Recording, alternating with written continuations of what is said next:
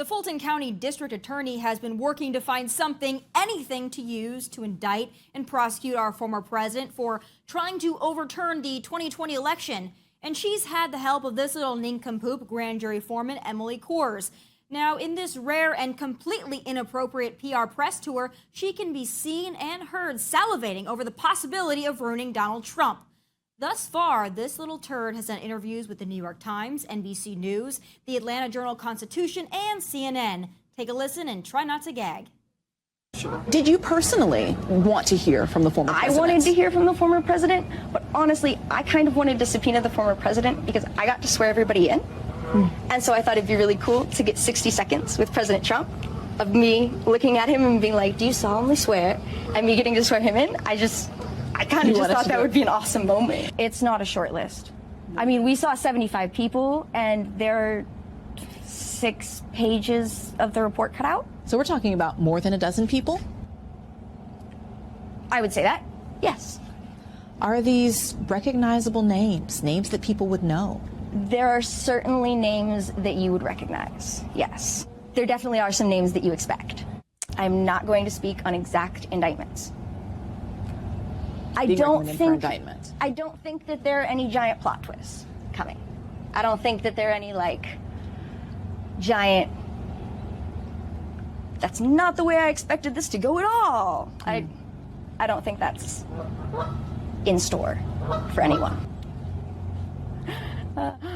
Probably not.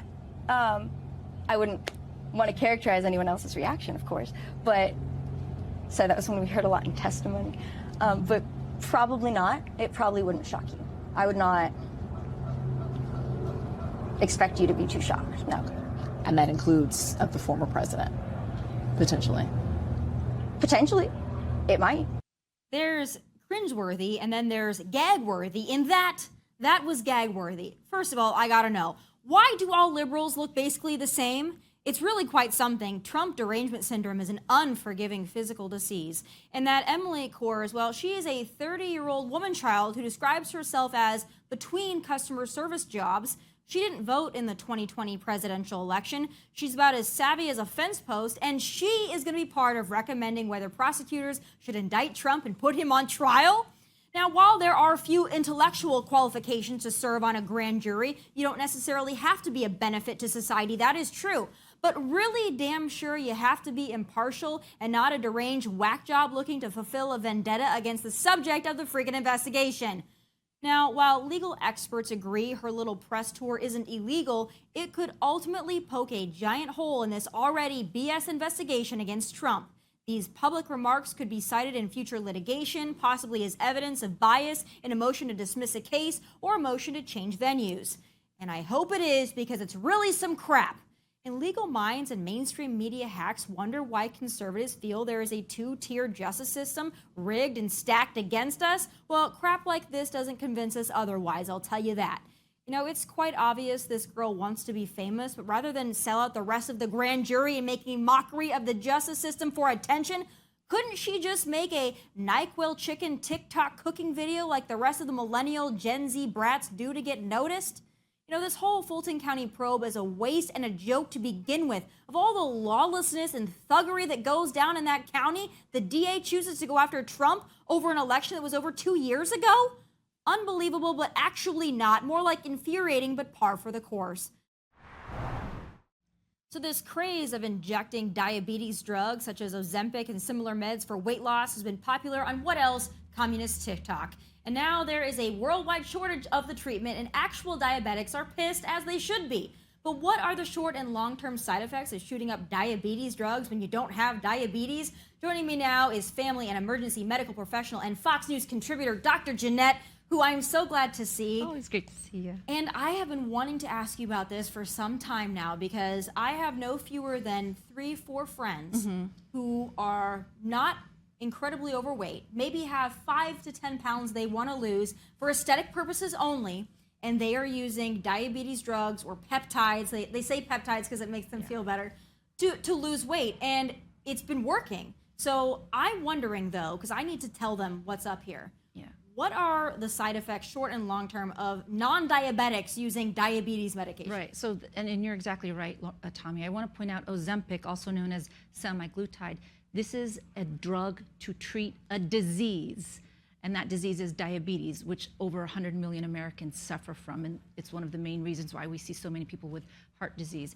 But acutely, if you take it, you can have nausea, vomiting, stomach pain, dizziness. It's meant to treat diabetics. So what does that do? It lowers your blood sugar. So you can be faint, you can be dizzy. You don't want to drop your blood sugar if you're not a diabetic. You can end up on the ground with a skull fracture and a laceration on your face. And I've seen that happen. And then long term, you can develop thyroid cancer, you can injure your kidneys. It's not without side effects. You can develop visual problems. So I would say if you're only 5 or 10 pounds overweight, the best thing to do for your body is the natural solution, which is making sure you're getting good nutrition, making sure you're getting enough green vegetables, enough hydration, enough sleep, and activity.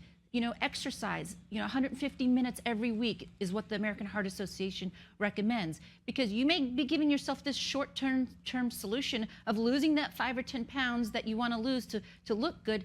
But you know what? Studies show 2/3 of people a year from now will gain that right back. So you want to do it naturally. That's what I want to ask you. First of all, naturally, if everybody was dedicated to doing it naturally, people wouldn't be trying to find quick fixes. As we know, it's much easier to inject yourself with something than to actually have to live a healthy lifestyle. And it's really attractive to a lot of people, but that's what I wonder. For those people that they do want to lose 5 to 10 pounds, not because they are necessarily even overweight by medical standards, but just because aesthetically they'd like to lose 5 to 10 pounds.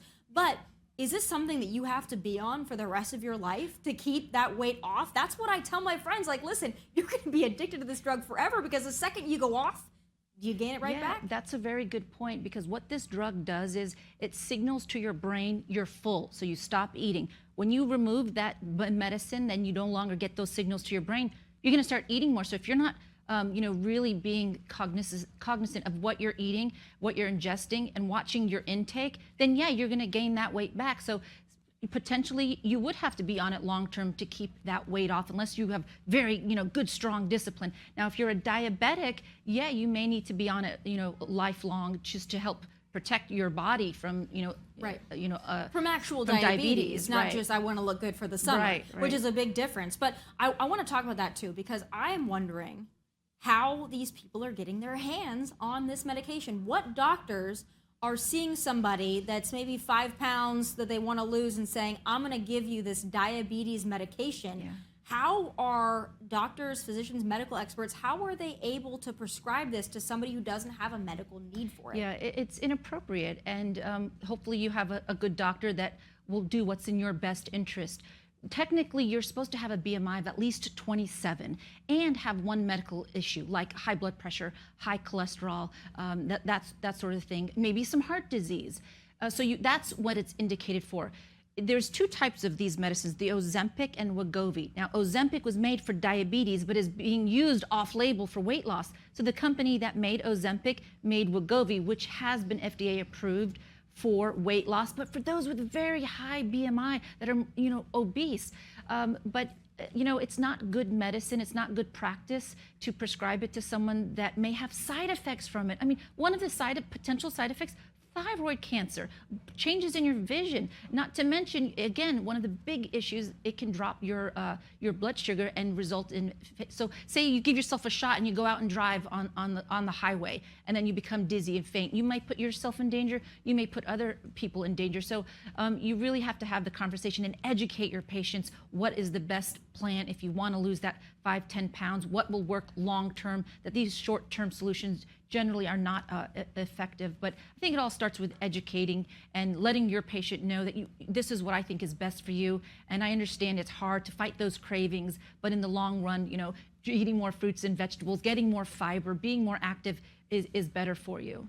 So this has obviously become very popular because celebrities have used it. Elon Musk, the Kardashians have used it, whether they're very forthright about it or not, maybe not. To squeeze into that Marilyn Monroe dress. They're not very transparent about the things that they use, and obviously they got probably access to the best medical care in the world, but it's hard for young people who look at the Kardashians and say, they look healthy. Yeah, they lost a lot of weight. They look fantastic, but they look healthy. So I'm just going to do this for a while because I want to look like a Kardashian, and then I'll stop using it. But what do you tell those people that say, hey, listen, I'm looking at all these celebrities and they're still walking, they're still fine? Well, first of all, out of pocket, it's expensive. It's like $1,500 a month. And again, if you have a good doctor that truly cares about you and educates you and tells you, don't compare yourself to others. Number one. Number two, these celebrities, they have the nutritionists and the chefs and the trainers and the plastic surgery. So, you shouldn't be comparing yourself to others.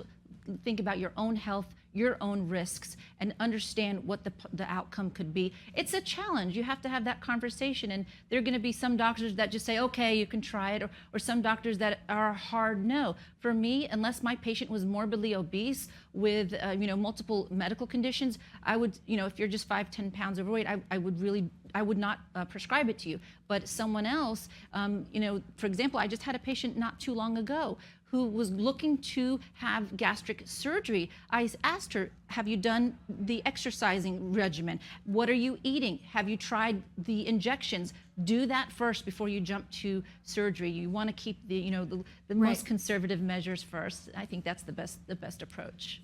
So in that vein, people really care about their appearance. So you try to tell a young person that wants to be skinny, hey, your long-term side effects are going to be this, you could develop this, and it goes in one ear and out the other. Quite frankly, they're like, I want to look good and I really could care less.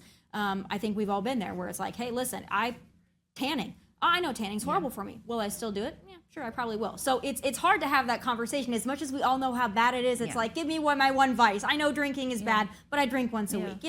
Everything is hard to convince people of. But there's one thing aesthetically that I have noticed and I have seen with this Ozempic is what they call Ozempic face.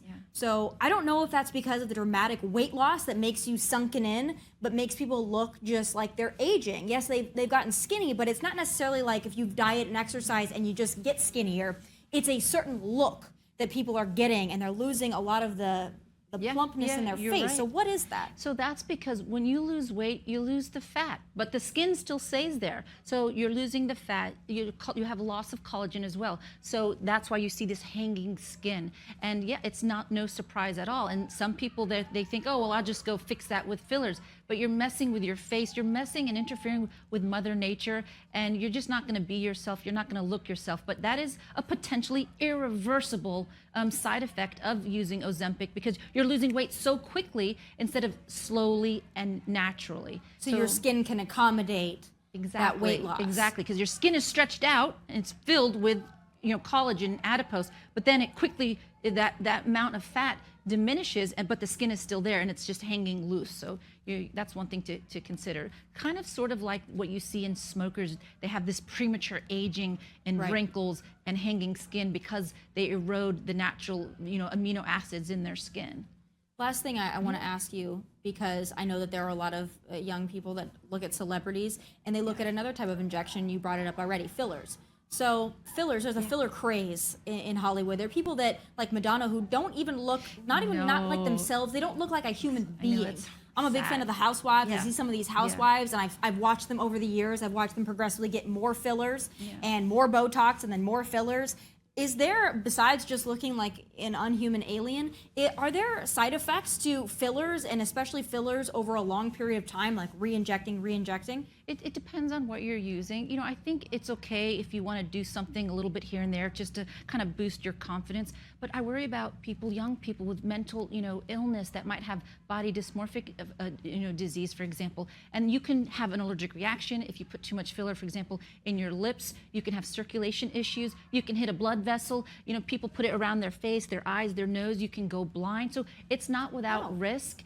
And if you are going to do it, you need to make sure you're doing it by someone who is board certified and understands the anatomy of the face. And it's sad because we see, because of social media and Instagram and TikTok, everyone trying to strive to be something that's not realistic. And instead of just being happy with the way God made them, and it's okay if you want to do a little bit of improvement in your appearance, but be realistic and make sure you're talking and working with a good, well-trained, board-certified whether it's a nurse practitioner or a physician or a plastic surgeon that's taking care of you and addressing your needs and your concerns. I think that's a great message because listen, I'm not somebody who's going to shame people who want to do things aesthetically. I get Botox. I have a giant forehead. Do I want to have 12 lines on my beautiful. forehead? No, I do not. So I get Botox on my forehead? Absolutely I do. And I will until the day that I die. It's one of those things that I will cling on to. But there's a place where you can go overboard and you can do a little too much. And I think the fillers have gotten out of control. Botox kind of just freezes your face. You can overdo it. But the fillers, that seems like another level. And it's so expensive. How are these young kids affording all of this? You know, I just feel like they need to be focused on life and not looks as much, you know, in this day and age. But when the number one career aspiration for a lot of young people is to be an influencer. So unfortunately, they kind of go hand in hand. But you're right. exactly right, Dr. Janet, on everything. And I hope that people are listening. There are other ways to lose weight. Diet and exercise obviously is not a quick fix, but it's a fix that's not going to give you Ozempic face. And if all you care about is looks, you don't want to look old in the face because then you got to do a lot more. And plus, you'll feel better if you go out there and exercise. Exactly. Yeah. Well, thank you so much for being here. It's always so nice to have you in Nashville, and I love when I get to work with you in New York as well. Thank you, And we Tomi. hope that maybe someday you'll move to Nashville full Yes. time. Because One of Tennessee these is a days. great state, and It we'd love is. to have you here. I love being here. Thank you. We hope you have fun, and you brought some warm weather here, so we're happy for it.